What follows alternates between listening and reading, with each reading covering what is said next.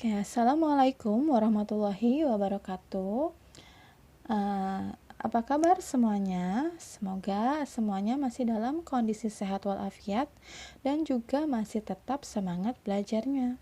Oke, hari ini kita akan membahas soal-soal di LKS IPA halaman 73, yaitu bagian bab kalor.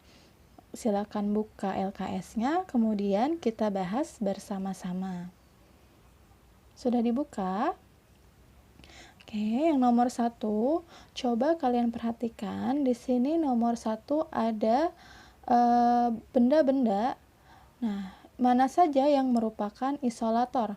Isolator itu adalah benda yang tidak dapat menghantarkan panas, yaitu yang A, nomor 1 dan 2, batang bambu dan bantal busa.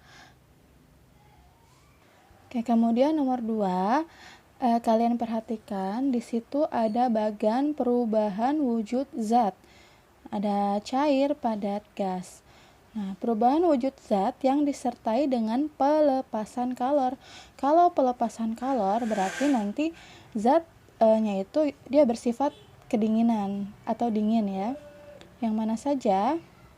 Yaitu yang B, 2, 3, dan 6. Nah, yang nomor 2 itu mengembun, yang nomor 3 itu membeku, yaitu dari cair ke padat. Kemudian yang nomor 6 menyublim, yaitu dari gas ke padat. Nah, kemudian ada nomor 3. Kalian lihat di nomor 3 itu ada 3 buah pipa A, B, dan C. Nah, pipa-pipa ini itu berlubang. Nah, di atas lubang pipa dimasukkan asap yang berasal dari gulungan kertas. Asap ini kemudian akan merambat melalui pipa A dan pipa C. Peristiwa ini terjadi karena adanya perpindahan kalor secara yang B, yaitu konduksi, karena asap atau panasnya merambat melalui pipa yang termasuk perpindahan kalor secara konduksi. Oh ya, pipa di sini adalah pipa kaca ya. Nah, kemudian nomor 4. Nomor 4, kalian lihat pernyataan 1, 2, 3, dan 4. Peristiwa yang diakibatkan oleh perpindahan kalor secara radiasi ditunjukkan oleh nomor yang C, yaitu 2 dan 3. Nah, nomor 1 itu terjadi secara konveksi. Nomor 4 terjadi secara konduksi. 4 yaitu lilin. Lilin itu dari api. Lilin yang menyala itu karena adanya api kan. Kalian ingat saja, perpindahan kalor secara radiasi itu dia tidak ada perantara. Jadi perpindahannya langsung, misalnya dari cahaya matahari menghangatkan pakaian atau membuat kalian merasa panas. Oke, lanjut nomor 5. Nomor 5 ini jawabannya adalah 554.400 Joule. Dari mana?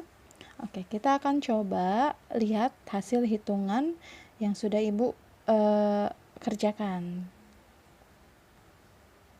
Kalian lihat lagi, rumus dari kalor atau untuk mencari kalor itu adalah MC delta T. Ibu dulu sudah pernah menjelaskan kalau lambang segitiga itu dibaca delta T. Nah, untuk mengerjakannya, pertama kita cari yang diketahui dulu. Nah, di situ ada massa airnya sebanyak 2 kg. Kemudian kalor jenis airnya atau simbolnya C yaitu 4200 Joule kilogram derajat Celcius. Kemudian ada delta T. Delta T itu dari hasil pengurangan T2 dikurang T1. Nah, di sini ada delta T yang tidak tertulis yaitu T1 yang tidak tertulis yaitu 24 derajat Celcius. Nah, 90-nya itu T2, 24-nya itu T1. Nah, T2 itu T akhir. Akhir setelah benda dipanaskan atau diberi kalor. Itu ada berapa?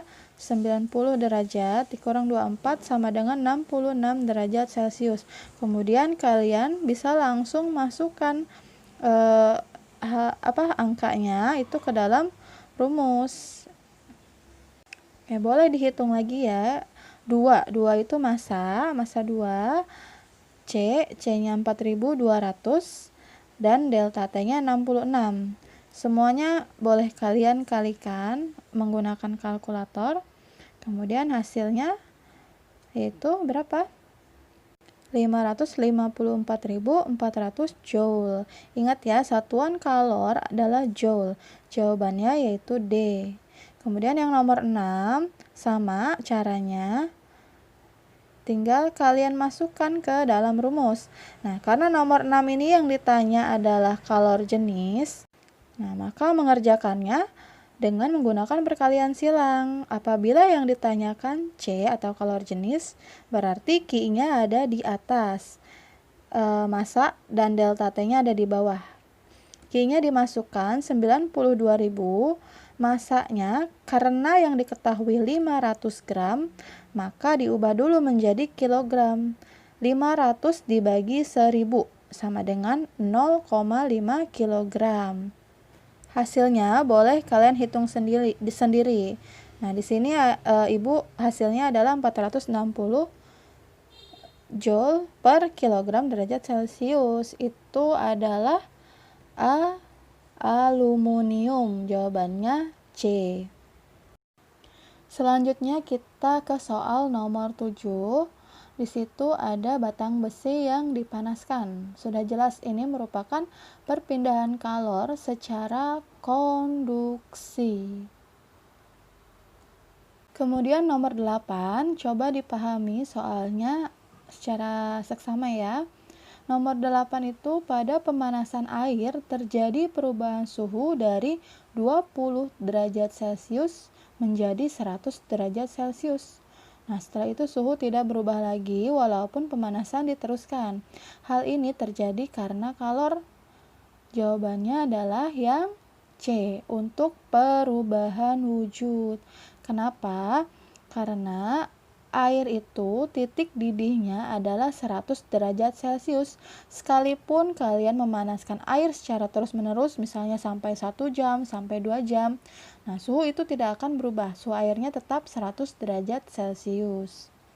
Selanjutnya nomor 9, bahan yang bersifat konduktor. Konduktor itu dapat menghantarkan panas. Yang D yaitu nomor 3 dan 4, kunci dan batang besi. Nah, kunci ini biasanya dari logam ya. Karena dari logam, dia itu penghantar panas yang baik dibandingkan aluminium. Kemudian untuk nomor 10, kita hitung-hitungan lagi. Nah, di sini kalian bisa lihat apa saja yang diketahui.